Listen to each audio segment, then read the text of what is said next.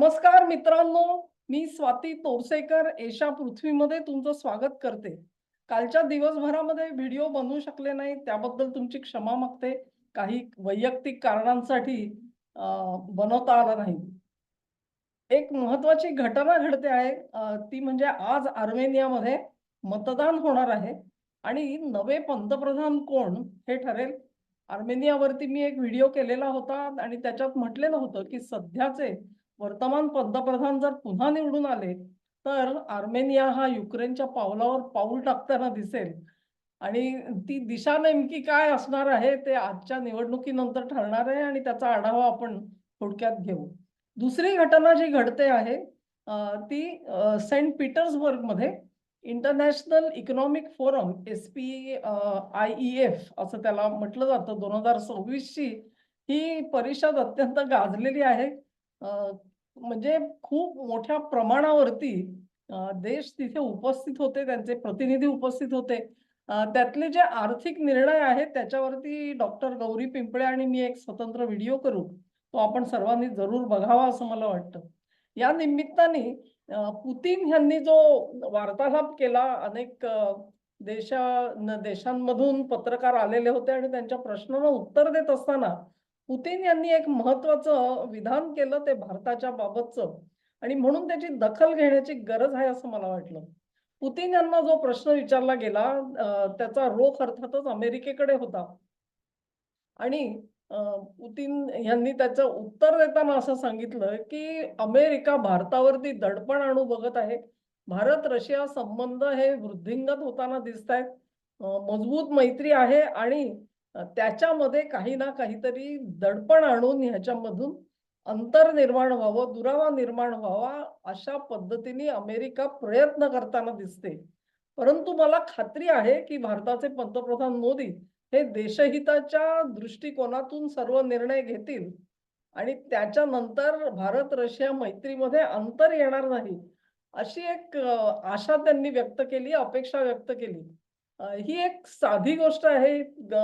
तुम्ही जर का बघाल तर या अगोदरच्या काळात सुद्धा पुतिन यांनी अनेक वेळेला हे विधान केलेलं तुम्हाला दिसेल.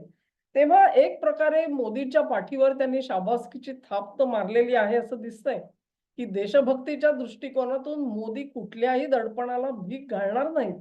हे त्यांचं ऑब्झर्वेशन तर बरोबर आहे, अगदी परफेक्ट आहे असं आपल्याला म्हटलं पाहिजे. पण ही देशभक्तीसाठी त्यांनी दिलेली दाद आहे का नेमकं काय आहे हा प्रश्न मात्र मनामध्ये येतो. आणि ह्याच्यासाठी मी काही दिवसांपूर्वी एक व्हिडिओ केला होता. त्याच्याकडे तुमचं परत एकदा लक्ष वेधण्याचा प्रयत्न करते.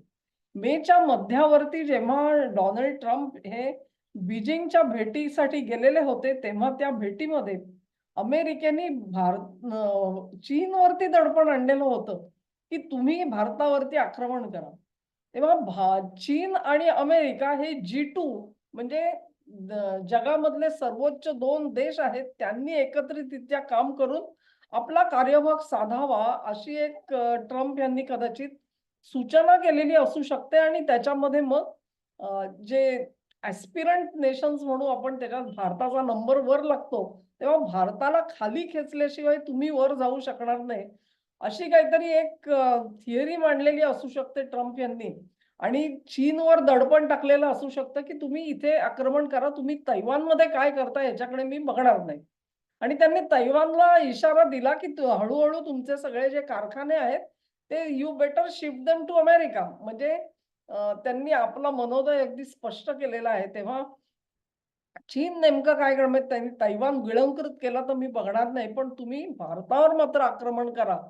हे जे त्यांचा जो इशारा होता त्यावर मी एक अगदी विस्तीर्ण व्हिडिओ केलेला होता आणि तो बऱ्याच लोकांनी बघितलेला होता. तुम्हालाही आठवत असेल.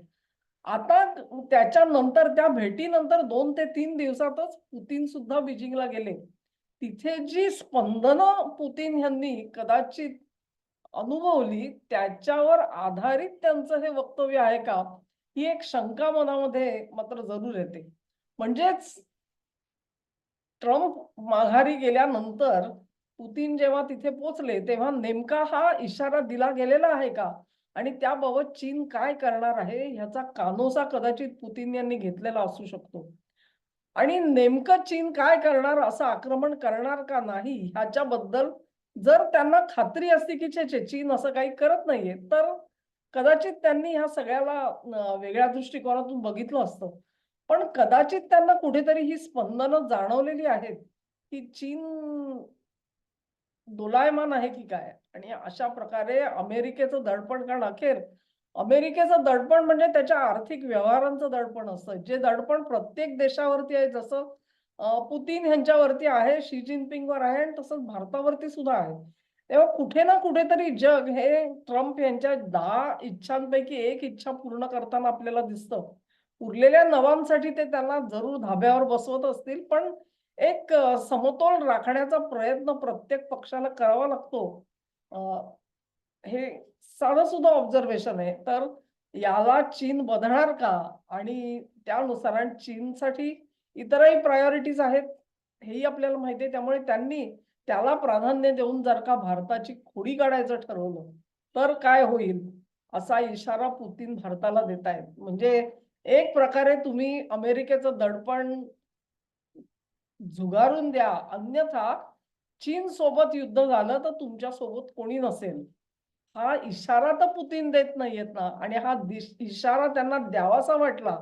कारण त्यांना चीनमध्ये जी काही स्पंदनं कदाचित जाणवलेली असतील, ती स्पंदनं ही भारतावरच्या आक्रमणासाठी होकारार्थी असण्याची शक्यता आहे. आणि म्हणून हा इशारा पुतिन यांनी कदाचित दिलेला असू शकतो. म्हणजेच एक प्रकारे दडपण आणलेलं होतं, ही बातमी सुद्धा कदाचित त्याचं व्हेरिफिकेशन हे पुतिन यांच्या विधानामध्ये असू शकतं. अन्यथा इतक्या म्हणजे आपल्याला माहिती आहे, की अमेरिका 2 गोष्टींसाठी भारतावर दडपण आणते. एक म्हणजे तेल खरेदी थांबवा.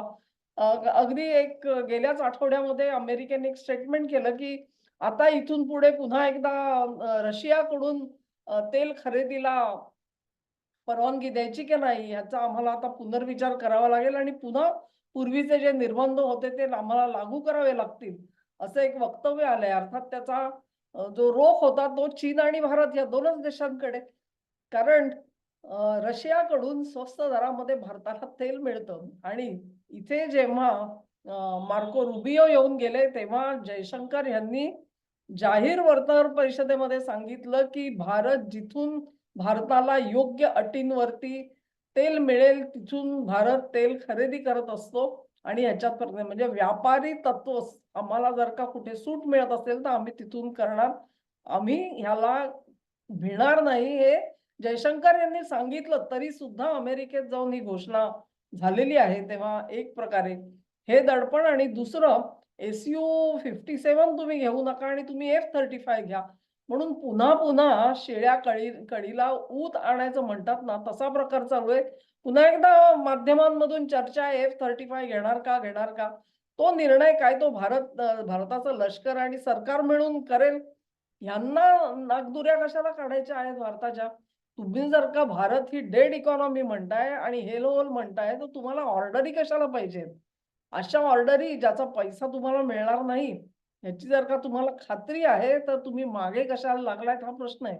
पण हे गोष्ट सोडा, ही जी पुतिन यांचं जे वाक्य आहे हे महत्वाचं आहे, की अमेरिका आणि चीन जर का एकत्र येत असतील, तर भारत आणि रशिया यांना मैत्री सोडता येणार नाही. अन्यथा संपूर्ण जगाचा समतोल जो आहे, तो डळमळीत होऊन जाईल आणि भारताला दुसरा कुठलाही साथीदार उरणार नाही. हा गंभीर इशारा कदाचित पुतिन देतायत असं आपल्याला दिसतं. अ, पावलं कशी पडतायत ते आपण बघूया. आपल्याला माहिती आहे मोदींना घेरण्याचे प्रयत्न चालू आहेत अंतर्गत राजकारणात, तसंच आंतरराष्ट्रीय राजकारणामध्ये. तेव्हा वारं कसं वाहतं आहे हे आपल्याला आता स्पष्ट दिसतं आहे. हा व्हिडिओ तुम्हाला आवडला असेल अशी आशा करते. तुम्हाला आवडला असेल तर ही लिंक शेअर करा, व्हिडिओला लाईक करा, चॅनलला सबस्क्राईब करा आणि सहकार्य असंच चालू ठेवा. नमस्कार.